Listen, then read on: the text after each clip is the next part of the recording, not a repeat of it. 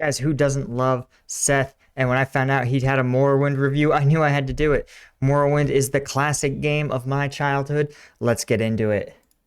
Hey people, Sseth here. Today, I'll be reviewing the Elder Scrolls free Morrowind. It's been years since the Outlanders came in and conquered our lands. Every day since. Okay, printing off a picture of one of the characters and maybe the main character in a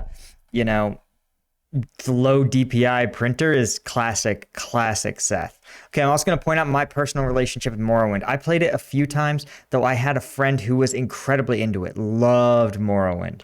I've been persecuted for my superior beliefs and culture. If it weren't for the Imperial scum, I'd be happily eating salt rice and kwama eggs for breakfast every day and dying of blight by the ripe old age of 30. Only you can comfort me in these troubling times. From an uneducated glance, Morrowind might look like your typical open-world sandbox RPG of the early 2000s. However, first appearances are deceiving. Morrowind is actually an RPG about reincarnating yourself to overthrow an order of free gods worshipped collectively as the Tribunal because they betrayed you in your past life in order to abandon their mortality, with one of them, Vivek, impaling you through the chest with his gigantic penis sword. Damn, this is dark. I had no idea this was so bananas. Meanwhile, another man betrayed by the Tribunal has lived on past death, driven mad with divinity, and also has a piece of pottery permanently stuck to his head. Inside a steamy volcano mountain, he plots to overrun the continent by influencing the dreams of bitter, dark elf nationalists unhappy with the state of political affairs, turning their dreams into reality as their face cavity collapses, grows a mouth proboscis, and eventually blooms into a full set of eyes and tentacles.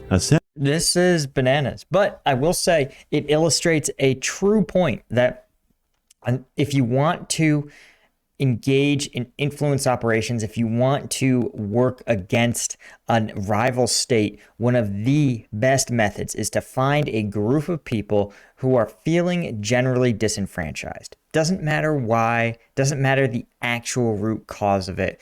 But what you want to do is you can divert that sense of disenfranchisement and you can allow it to coalesce around a narrative, especially if you just repeat that narrative again and again and again and again, right? The truth is completely irrelevant. It's about getting them to all agree on who is to blame. And if you really want to do it right, the person who is to blame is the state or the government.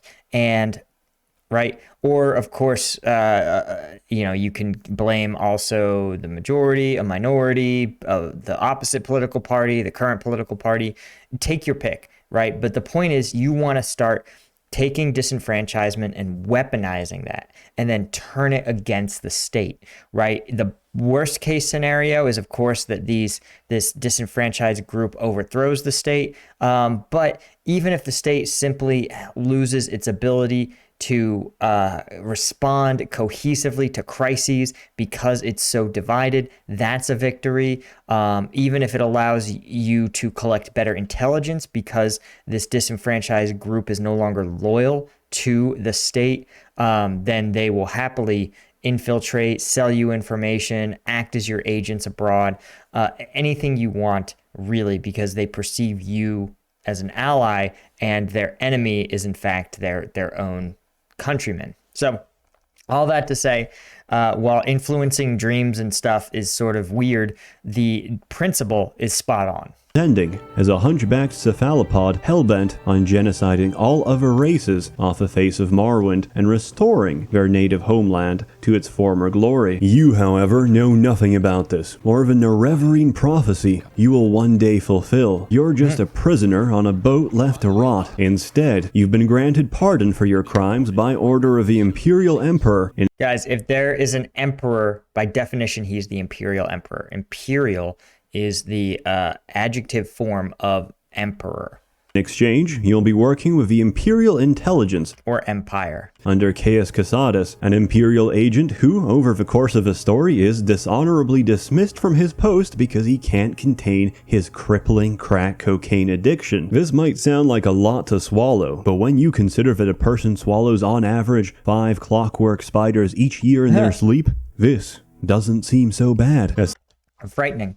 I think it's sort of interesting when you have medieval worlds that have their secret intelligence. And we use the word intelligence agency, but the truth is they probably would have had intelligence networks. And we wouldn't think of them as we think of them today as like spy chiefs, but there were definitely medieval organizations dedicated to rooting out traitors or people who had incorrect beliefs or were conspiring against the king. This is pretty typical. Good example might be something like the Inquisition.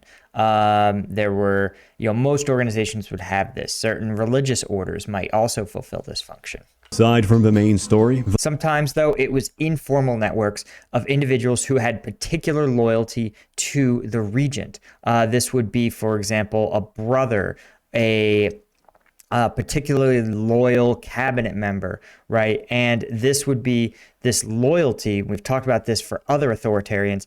When loyalty is the defining quality, because again, if you're an authoritarian, you will only leave office by dying of natural causes or dying of unnatural causes, or being exiled, I guess. But if that's the case, then that means that the threats to you are your own health, which is not much you can do about it, but other people is the only meaningful threat to you. So all the energy that Democratic politicians put into winning elections, authoritarians put into stopping even the slightest hint of a rebellion or coup. They try to detect it as soon as possible because they want to snuff it out as hard as possible. And to do that, you need a loyal organization, right, that will not betray you. And that's hard to find. So if you're able to recruit, military or paramilitary organizations based on loyalty, right, you have to make a lot of other compromises, usually incompetence. So people will be loyal, but they will be sort of sycophants, just sort of spineless worms, right, who understand that groveling is the best route to success for them. But the result, of course, is that instead of having the CIA, you're more likely in a Naked Gun type situation. The lore and background of the Elder Scrolls universe is thoroughly explained, documented, and communicated to you throughout the course of your play. Most of the lore for Morrowind was written in a single week, while the main author went on a sleepless amphetamine binge, surprising absolutely nobody, and that's where it shines best. This doesn't look like Morrowind. Morrowind is the most authentic alien setting ever put in games, and second only maybe to Planescape Torment. When everything is so bizarre, nothing is bizarre. Everything put in front of you is so genuine and sincere, you never question it. So maybe the best showcase of a game and the best way to communicate why it's so amazing is just telling about all the crazy shit I encountered. Like, let's start with the main diet of Dark Elves. Eggs. Really fucking big eggs, which are laid by gigantic Quama queens under the earth. Sometimes people steal eggs from the mine. They're killed on the spot without trial, since food is precious in this region. If a Quama queen dies, the hive fails, and the local villages depending on them undergo a famine. There's technologically advanced dwarven ruins everywhere, complete with clockwork spiders, mechas, and Jewish ghosts, which keep reminding you about the 6 million, but no trace. Whoa, weird. That's interesting. So nowadays, of course, we know all about fallen civilizations, but you have to think if you lived in 10,000 AD, 10,000 AD, distance, future, 1000 AD, you might have a different relationship to old ruins. Especially, the example I'm thinking of is the Aztecs. It would look at cities like Teotihuacan, which was built in a different location by a different people. They looked at them as being the work of gods because they're nowadays, right, we think of our modern architecture is technically superior to, say, medieval architecture, but this was not the case for most of human history. And they would just look upon these older cities that in some cases were from grander civilizations, more powerful, civilizations with more resources. So they would actually have greater, superior technological and architectural advancements in a city so old you have no idea how it got there.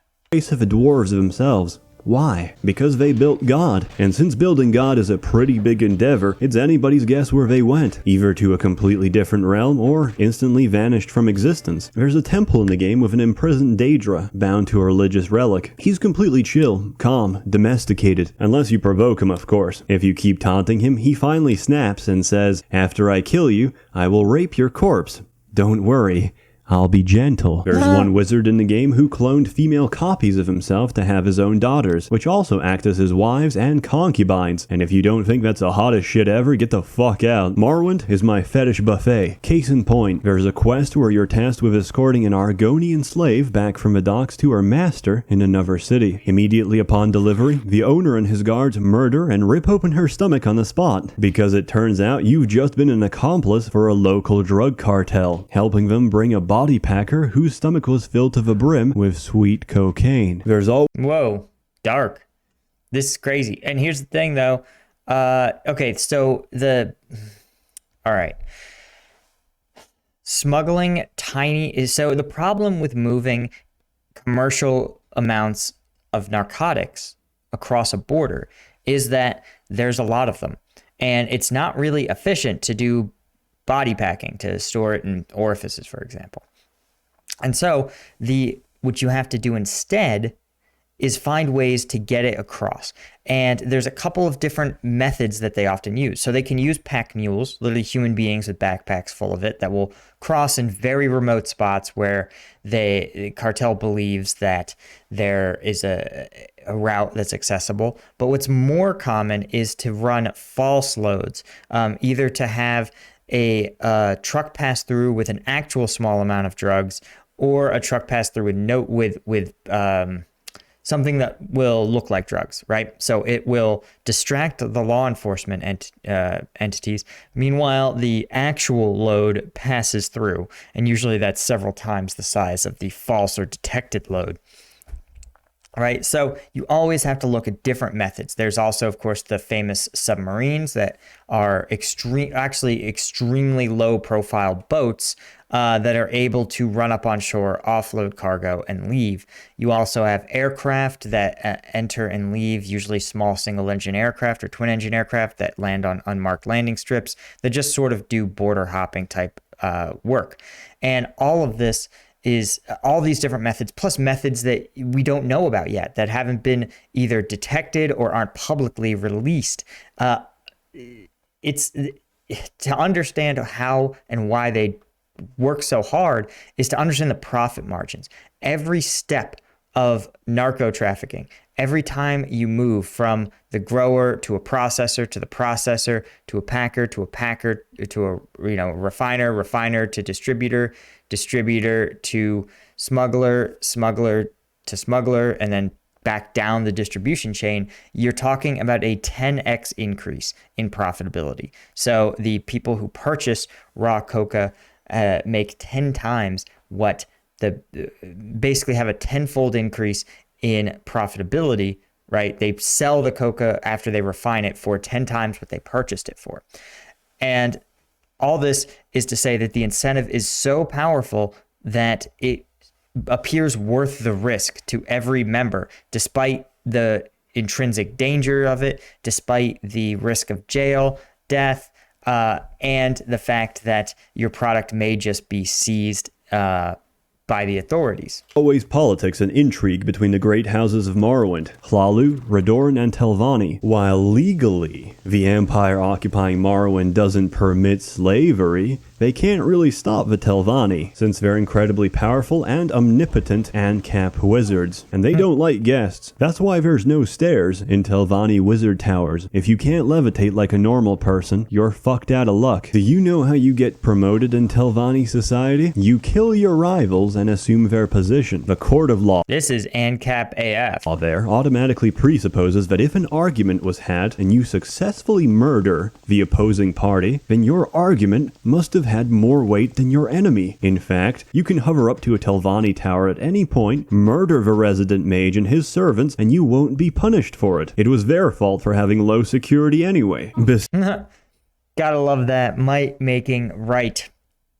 This is a terrible way to run a society for a bunch of reasons, not the least of which because who's going to fight in a society that operates this way? Well, the most powerful people, right? So imagine you live in a society in which you have to function as a group, right? You have your in-group, your out-group. You have to survive in a hostile world as a collective. And your culture has your second most powerful person who believes themselves to have finally maybe become the most powerful person, right? But in fact, they don't know it yet, but they're actually the second most powerful. They decide they're the ones who have the most incentive to try to usurp the most powerful person's position, right? The most powerful person in the village, in the county, in the state, right? And then what happens? They fail, right? So there will be an outcome. They will succeed or they will fail. But the result is that the second most powerful person in your area is now dead, meaning that your society as a whole has experienced a net loss. You, the most powerful person, perhaps you've become more powerful as a result of grabbing their resources, but you've taken one of the most talented people in your society and killed them, right? This is a terrible way to function. You'll never achieve the necessary critical mass, right? In order to become powerful as any sort of group, corporation, state, you have to have collaboration and coordination, and you have to have individuals that are strong, smart, flexible, capable, and you have to figure out ways for them to work collectively towards the same shared goal. Obviously, killing each other at every turn is not the way to do this. Besides, one of the servants sprayed blood all over my chest, clearly violating my NAP. With enough time, sweat, and cum invested into a faction, you can climb through the ranks up to the point where you can build and own your own fortress. Of course, the Telvanni just grow their fucking forts out of the ground. But first, you will need the approval of bureaucrats determined to kill you off or make your life living hell before they grant their sponsorship. Except one. Crassius Curio, counselor of House Hlalu, gives his endorsement for nothing more than a kiss on the cheek. Because he's a fag. He's even off. Jesus.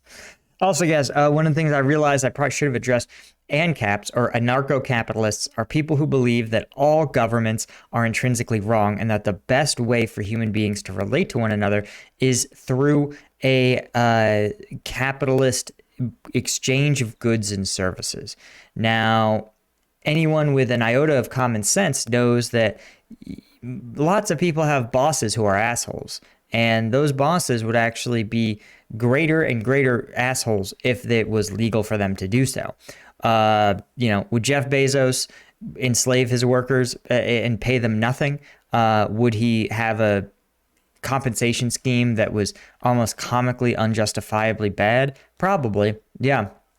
Right. But somehow anarcho-capitalists ignore this reality, stick their head in the sand, and attempt to convince themselves that, in fact, it's the government's fault that the powerful exploit the weak, despite the fact that history, throughout the entirety of its existence, predating capitalism, powerful people just stick it to the weak and tell themselves that it's the weak people's fault for not fighting back or something. Offered some of the books you can read in-game, most of them banned from the public eye for being the equivalent of erotic fan fiction. One of the most famous and sauciest of these is The Real Life of Queen Baranzaya, where Crassius raunchily asserts that the first queen of Morrowind took fat Khajiit dick, and, bemusingly, complained how painful barbed cat penises were to insert. There's even an in-game explanation for why your character, the Nerevarine, can save and load the game, since we the player can influence the metaphysical force known as Chim in the Elder Scrolls universe, whereby we can live through different timelines and outcomes in parallel. It's for this reason that Vivek, who has reached understanding of Chim, never agrees to fight the player, since no matter how strong or powerful he is, he knows that you can assault him an infinite amount of times, and eventually succeed. But when you're done... That's pretty funny.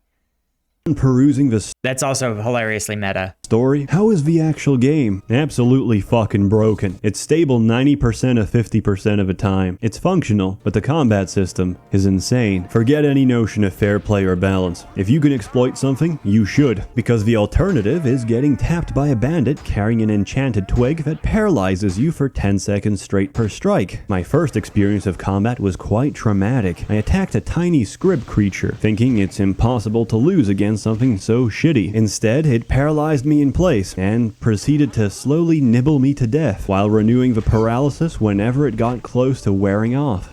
Is this interesting? This sounds like a Bethesda move for sure. Bravo, Todd. The game mechanics are bullshit. Either you adapt to it and bask in its ridiculous glory and enjoy yourself, or you refuse to learn. Die horribly and write angry complaints about it on a Korean basket weaving forum. For example, potions and their effects in this game stack. So let's say I used alchemy to make 200 potions of intelligence. I could simultaneously chug all 200 potions of intelligence and gain infinite knowledge for a few seconds, during which time I'd quickly tab back into my inventory and use alchemy, which scales off intelligence, to craft several thousand restore fatigue potions using bread and rice in a single nanosecond, which would be so amazingly powerful and potent that their individual market price would be enough to completely buy out the entire store catalog of most merchants. Guys, we've talked about this. Breaking game mechanics is it's sometimes it's just fun. Sometimes it's just fun. And we have definitely, there are people who have broken real world game mechanics. If you want a good one, there is a video by a guy called Kamikaze Cash. He breaks down someone who discovered a hacked game mechanic in the world of securities trading that allowed him to basically get infinite leverage to buy infinite shares of stock, but it wasn't actually shares of stock. It was a mirrored crypto exchange equivalent that was designed to continuously synchronize with the price of, say, Amazon stock, or pick your publicly traded company. And he was succeeding in suddenly having this hack to buy infinite stock until there was a brief momentary error in which the price of the actual stock and the price of the levered stock disconnected for a brief moment, and it appeared that the account was in arrears, causing a automatic sell-off, meaning that he sold a man with something like $300,000 to trade, ended up having $3 million in securities sold off for pennies, leaving him in tremendous bankruptcy levels of debt.